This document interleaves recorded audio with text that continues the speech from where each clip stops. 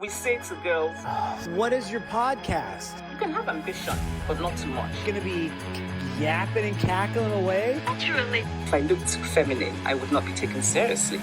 I'm just a girl. It's amazing how much you can get if you quietly, clearly, and authoritatively demand it.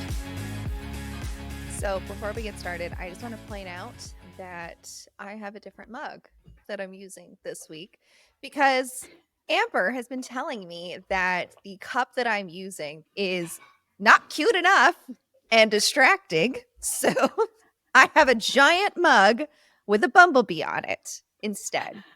Are you happy?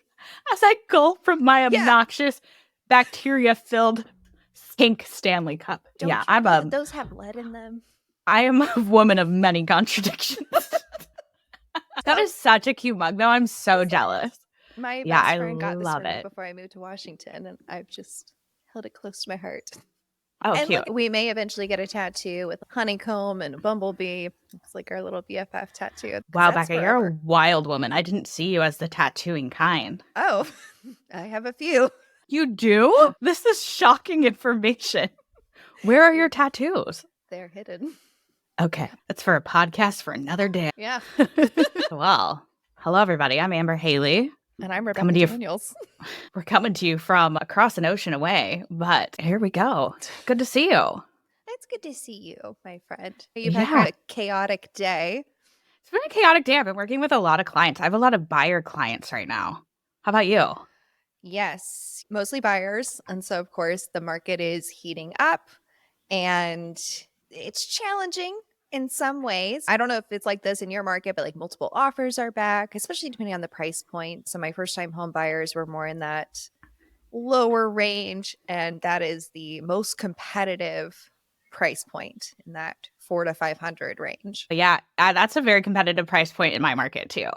So have you ever met somebody who seems to be like the perfect buyer and they are maybe pre-approved for a mortgage and they know they want a house and you meet them and everything goes really well, and then it's like they fall off the face of the earth and they just stop responding to your emails or your texts or your follow-ups, and you You're like, never what the heck hear from them happened? again. Where did you go? Did you die? And then you kind of feel bad. You're just like, what if they actually did? But then no, suddenly they do answer the phone sometime later and like, oh yeah, I bought with somebody else. I'm like, well, disrespectful. At least you heard back from them, because sometimes you've just been ghosted. Have you heard that term? I've heard that term. I hate that term. Not the term itself. I hate ghosting. I am not a fan. Ghosting. Is anybody a fan of ghosting? And maybe the people who do it. What is ghosting even? What do you consider ghosting? What does the dictionary say that ghosting is? And I'll give my opinion on if that's an accurate definition or not. Okay, so what I've heard is that ghosting is basically a term that describes the act of cutting off all communication with someone without any explanation. No calls, no texts, no social media DMs, no in-person side chats, just gone. No answers. Yeah. I have definitely been ghosted by clients, ghosted sometimes by friends. So usually it's like a dating thing, right? That's where I hear it. I've been ghosted by men. I'm trying to think if I've been like officially ghosted in the dating sense. I feel like I have more zombies that I deal with where they'll like kind of disappear, but then they'll still be like watching your stories or just floating around. You're like, why are you here? Like, you didn't ever talk to me again. Why are you floating around my internet space? There's so many new terms that I've learned lately. Ghosting, zombies. So maybe a zombie is like a home buyer who's shown interest, but then they ghost, but then you see that they're still like browsing online, but they're just kind of looky-looing, but they don't respond to your calls or your texts. You can see on your website or something that they're watching, just like you can see a man. They're not supposed on to your know that we Instagram can see everything. Oh, you know what? If you don't know that people can see everything on the internet these days, what is you doing? I've had some people say that when I respond to a message that they send on like one of my polls or like the question and answer things. They're like, you can see who wrote this? And I'm like, yes, I can see. Oh, yeah. So please be on your best behavior because I will know. I don't do the anonymous ask me anything things. I actually taught my mom the other week. She's a boomer. I'm a millennial. Okay, an elder millennial, I guess, but I'm still a millennial. And I've been teaching her slowly how to use Instagram as if I'm any kind of expert, please. But she had no idea that you could just use. And now I just wonder how many people don't know it, because the amount of people who won't respond but will watch Instagram stories. So I wonder if it's based on what type of profile you have. So I guess I don't really know. But this ghosting, the more I think about it, it's so relevant, not just in our personal lives, not just if you're somebody dating, but with friends, with colleagues, with clients. Because it's like when you're chatting with somebody and everything seems really cool, and then they pull a Houdini on you, vanish into thin air. Like, why is this happening? I actually have a story about a client who I was also dating that What? ghosted me. Yeah, I know. Okay, let's backtrack. This is someone I was in a relationship with before I got into real estate. And then we broke up and we stayed friends. And once I got my real estate license, he's like, hey, I want you to help me find a house. And I was like, cool, that's awesome. Let's do it. We're looking at houses. I'm trying to take him through the process. And we look at a house. I got my first real estate check. I went out to celebrate. It was a great time. The next day, ghosted. He did not answer my phone calls. He did not answer my text messages, had deleted me off Facebook, deleted me off everything. I was like, what the heck just happened? And it was shocking. And I was just like, I don't know what's going on. Do you still want to buy a house? Because honestly, at that point, that's all I cared about. But and then a year later, he came back and I was like, why are you here? Did you get any kind of explanation or closure or anything a year later? As to why he did it? No. This was just not a nice person. I'll just put it that way. And this was something that he liked to do, that emotional manipulation type of thing of, okay, I'm just going to cut off communication with you instead of giving you the respect of having a conversation of, I don't want to be friends anymore. I don't feel like it's that hard to do when you've actually been in a relationship with somebody you have, whether it's friendship or dating, just to have that conversation and say, hey, I think we should go separate ways. Yeah, it's like thing to do. It seems like at some point we shifted from doing the adult thing and having conversations to this new normal, especially on dating apps and stuff, where it's all about swiping and people are so replaceable. It's so easy. And so it's just the like grass normal is to greener ghost. on the other side. Yeah. The next match is just a swipe away. It's gotten very, I think people have gotten very removed from the concept that you're dealing with human beings and people should be treated with dignity and respect. And we've moved away from that. Ghosting hurts way more, I think, than a straight up no thanks. Actually, I read a study that the University of Georgia did. So they did the study. It's gotten to the point that we're doing studies. Doing studies on ghosting. The dating terms. But they said that 2/3 of young adults have either ghosted or been ghosted. People think it's like a simpler, less messy, maybe even polite way to end something. Yeah, but it really messes up everyone's head a lot more. It leaves people hanging. Even like with clients, sometimes you're just like, what happened? What did I do wrong? Like, can't we just handle an awkward conversation? I think some people are just scared too. I can understand sometimes women might be scared. It just feels safer, especially with all the creeps on the internet. Is it safer? Okay, I'm going to push back a little bit on that one. Yeah. I don't understand it feels safer to ghost someone. Because if you're truly concerned for your safety with this man, and then you ghost him, what makes you think that he's not going to, if he's psychotic, and that's why we're ghosting him, what makes you think he's not going to just find out where you are and start stalking you? I don't feel like that makes it safer. I feel like you're putting this other person into a worse mental state. I think it's really more of just, I'm too busy or I just can't deal with breaking it off kind of reason, probably for most people, don't you think? Yeah, I think people want to avoid an awkward conversation. And you know what? Sometimes in life you have to have awkward conversations. You have to have tough conversations with people. Yeah. And I think there's kindness and clarity. And so when you are able to be clear and upfront with somebody and tell them the truth, even if it's a little bit uncomfortable, it is the right thing to do. And that is the kind thing to do. To just ghost somebody is, I think it's selfish. Oh, yeah. It comes off very selfish. And the irony is that in the end, you probably feel worse when you're the person who ghosted and you look worse. You do look like a selfish. I wanted to learn a little bit more about ghosting too. So I actually was wondering who's doing all the ghosting the most. And they have found that it's actually millennials. Oh my Millennials. gosh. Get it together, millennials. Millennials, grouping myself in because I guess technically I am a millennial. We have this mentality, no chemistry, no problem, ghost them. But Gen Z actually is really not as tolerant of ghosting. So I guess that's good for younger generations. Yeah, they've seen our trauma and they're like, never mind, we don't want to do that. This is a problem. Yeah, it is. Honestly, it is a this problem. explains a lot, though, about our generation. I mean, it's everywhere. And I think with real estate clients, it's probably pretty easy to understand why like a real estate client will ghost or a realtor will ghost their clients. It's just lack of communication, I'm sure, lack of actual interest, plans change. Any person can get on the internet, just like with the dating apps that we were talking about, but anyone can get on the internet and find a million real estate agents on a million different websites and inquire and ask a question or this or that and lead them on. And then all of a sudden, actually, they're not really qualified or they're not really interested or they're not really this or that. And it's just easier to just stop communicating, even if you zombie around for a while. There's definitely things that I could think that I can do to probably prevent being ghosted by clients.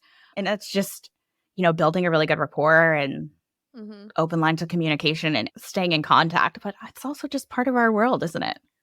It is. And to be honest, I would not mind as much if a client or a lead ghosted me because I think that's to be expected in some ways. You meet somebody at an open house, they sign in, they may or may not give you the correct information. You try to follow up with them, you may never hear from them, even if you felt like you built up really good rapport with them at the open house. It's almost like that's the first date, the first coffee date. You built up this rapport and then you never hear back from them.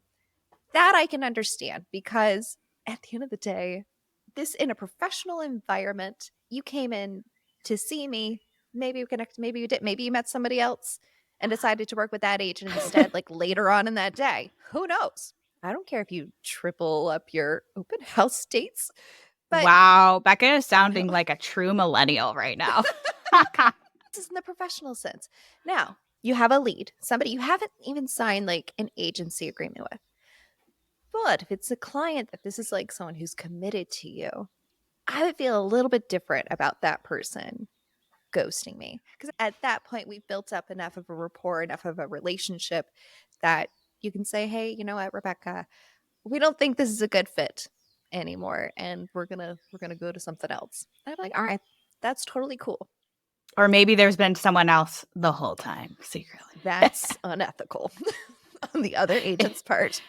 It is. It does happen. And I have had clients work with me and I always screen and say, are you working with another agent? But I have found out much, much, much later that at the beginning they were actually working with another agent. I'm not straight up calling them a liar, but I think there's a lot of confusion with agency representation with clients and real estate agents, especially people who don't have a lot of experience buying real estate and they don't understand how the business works. But yeah, it's always interesting when it happens. The excuse of being too busy is an ironic one though, right? Because I feel like most ghosting happens in the online world when you're meeting someone online, client, friend, potential dating partner. But we're all really connected, right? Like when are we not on our phones? When are we really too busy to respond to our phones? I certainly don't have hundreds of unread text messages in my phone and hundreds of unread emails in my phone. That doesn't sound like me at all. Oh my goodness. Yeah, when somebody just chooses. How many I've unread. Oh yeah, let's see. I want to see. Let's hear. So Bekah is going to look at her phone right now and tell us how many unread messages she has. I have 356 unread text messages. So ashamed. Wait, can you say that one more time? I have 356. It is almost one for every single day of the year. 356 unread text messages? Yes. on your phone right now? I am going to lose sleep tonight. Why don't, okay. This is Listen, wild. This is wild okay. to me. If it goes past where I can scroll on my screen, I can do 3 swipes, maybe. And if it goes beyond that, it's lost. It is lost to the ether, and I was never meant to actually respond to it. I try to hold things in my notification bar for when I can actually respond to them. Because, they'll come in when I'm driving or something. A lot of it is spam or telemarketer stuff. And some of it's just been lost. So if you don't hear from me, double text me, triple text me. Because it's not personal. It's just ADHD. But do you just want to clear them just so you don't How? If I could, I would. I don't know how to sort my phone to just show me the unread messages. This is the same thing with Facebook Messenger. It's the same thing with my Instagram messages. If it gets past a certain point, I'm like, it's gone. I don't know how to get back to them. Wow. Okay. So what does your inbox look like? I'm talking about your work email inbox that clients are trying to get a hold of you. That one's better. I'll tell you mine. My work, I'm a little worse at. I have 24 unread in my email. I have 279. But they're not like all unread. They're not all unread. A lot of them are spam. Okay, see, yeah, a lot of it is spam or like promotional stuff. And I'm like, oh yeah, I want to get back to that article at some point. New listing stuff. Hypothetically, I'm like an inbox 0 kind of person. But it's really hard because emails are hard. People just will email you about anything and everything, and it's too much. But I do like an inbox 0. I could not handle whatever outrageous number you have on your phone. I also don't like on the social media inbox things. Like I need to delete the message, clear them. I don't like seeing all of those. I don't want to see them. I have a feeling you have a lot in your DM requests. I'd rather block past you. A certain point. I'd rather just block somebody than have all of those. Wow. You know what? I kind of wonder. Myself. We've both I'm gonna rephrase that. Yeah, we've both shared a bit today. We're learning a lot. The world is learning a lot about us today. But yeah, now I'm just wondering how many people you've maybe accidentally ghosted that you can't even remember. There's probably people who think I ghosted them and I didn't mean to. Okay, this is confession time. Oh my gosh, actually, I think I have ghosted people. It's all coming back to her. Bad. You know what? I'm going to be really honest. This is something that eats at me to this day. The first time a guy ghosted me, I have spent most of my adult life not single, not dating. When I started learning more about dating as an adult, I was very shocked by things like ghosting. It was truly shocking to me that this happened. And I'd heard about this. I've heard just like people must be dramatic. But no, it happens. And the first time it happened to me, I was truly dumbfounded. But then I remembered that I completely ghosted my high school boyfriend. How dare you? I know. And it was like the day after graduation, I moved away and I never spoke to him again. Oh my God. I just realized. You never spoke to him again? Well, okay. He might think we're still together. He's just like, yeah, my girlfriend Amber, she's so great. She's a realtor now. I'm going to visit her in Hawaii someday. I have cheated on him a lot, apparently. You almost made me spit out my water. We might need to edit that out.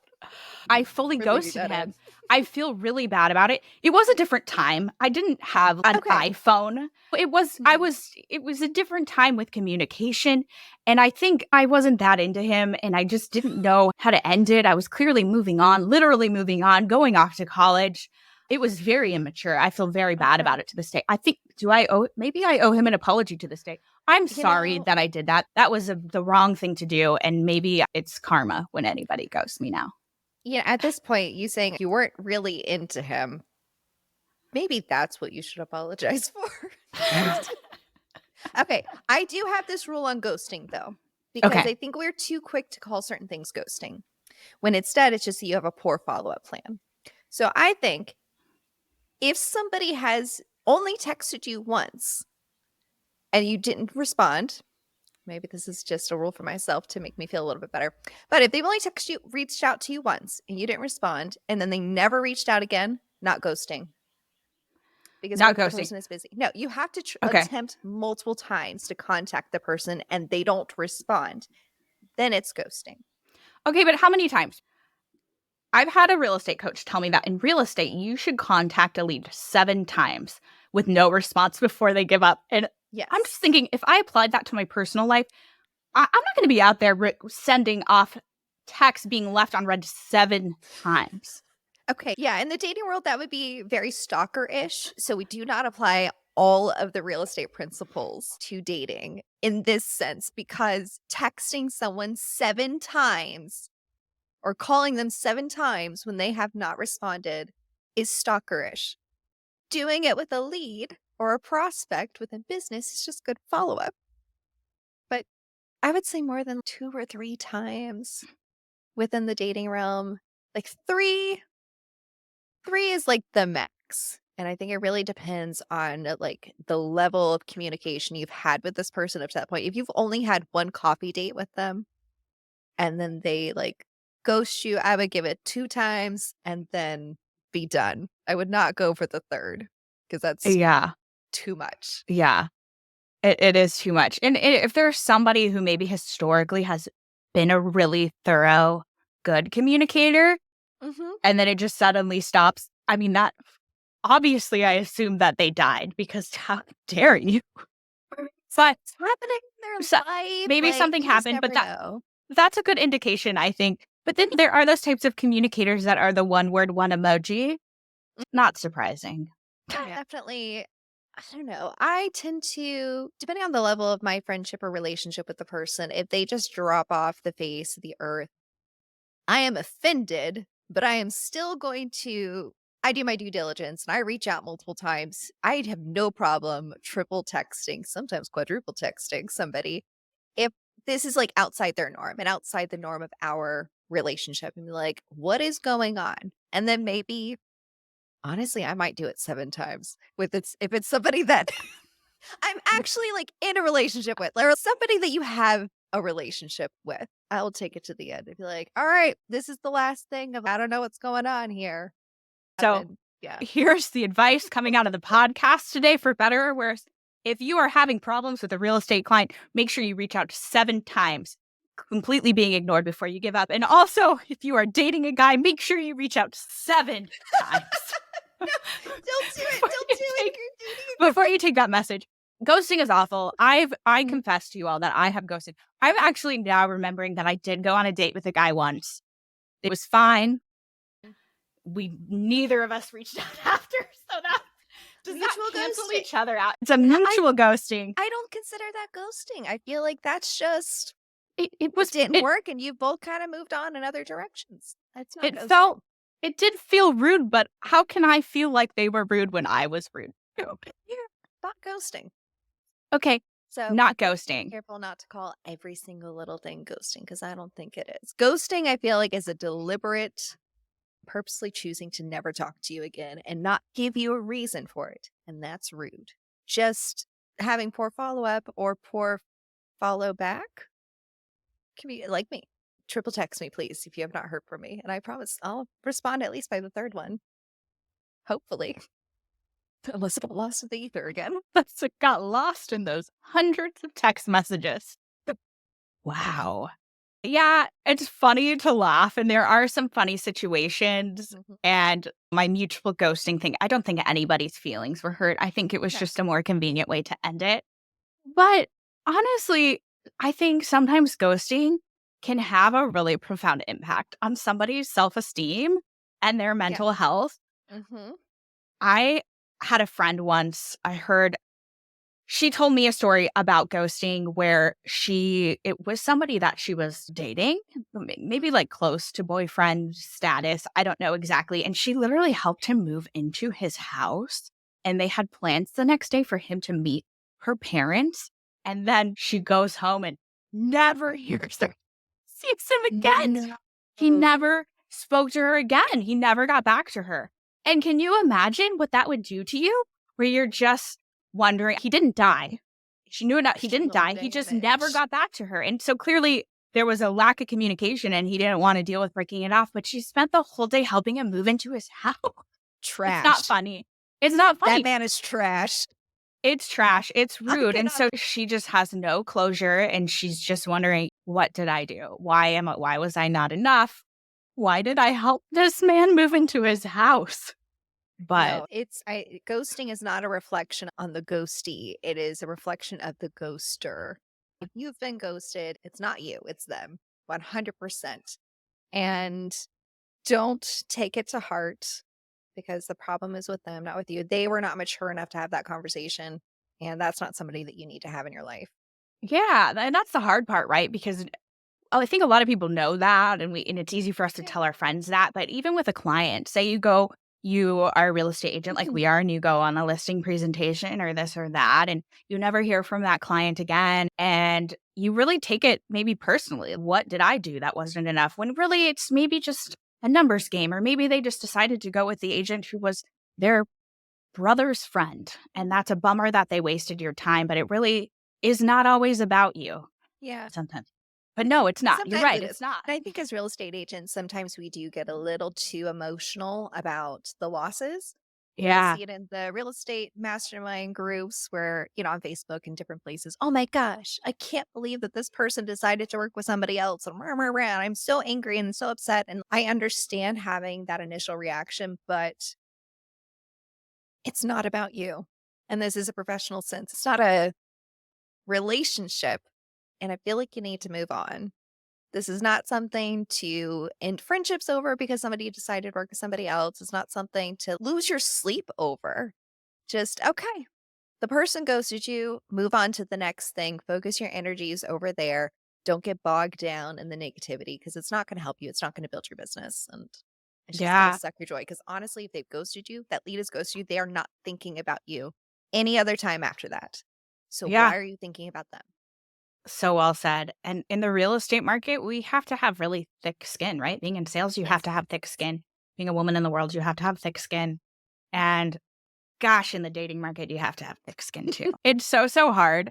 And it feels really terrible, I think, to people when they don't have closure because we make up stories in our head, right? We'll make up stories about what happened, and they're usually not very flattering on ourselves. Yeah. But the thing I've had to learn, and still learn and learn over and over again, that it's hard, but we're not always entitled to closure. We're not always going to know why. And we have to be our own closure, right?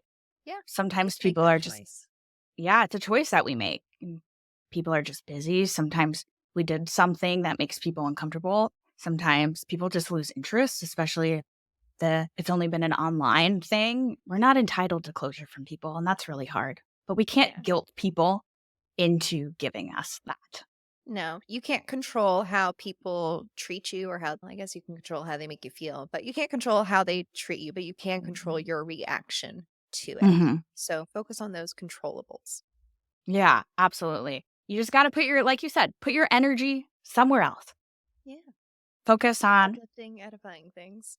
Yeah. And if you mess up, because we all mess up, I mess up all the time. It's never too late to apologize. Maybe to that boyfriend in high school. It's never too late to apologize to somebody. But at the same time, maybe don't go back and text all the people that you've ghosted. Just choose from this point going forward that you're going to turn over a non-ghosting leaf. Don't go reaching out to those old leads. Actually, do reach out to those old leads that you've ghosted. See where they're at. Real estate leads. Real estate leads. Maybe it didn't work then. Maybe it'll work now. I don't know. I'm not a dating guru. I'm just single and in the market still. Wow. There you have it. This has been ghosting in a nutshell. 101. It's rough out there, guys. But we're in this together. Yes. We're all just girls in the market at the end of the day. We'll see you guys next time. Thanks so much for listening to our good advice, our bad advice, our confessions, our embarrassing ghosting stories, and everything in between. Just this has been please fun. don't ghost us, and like and subscribe.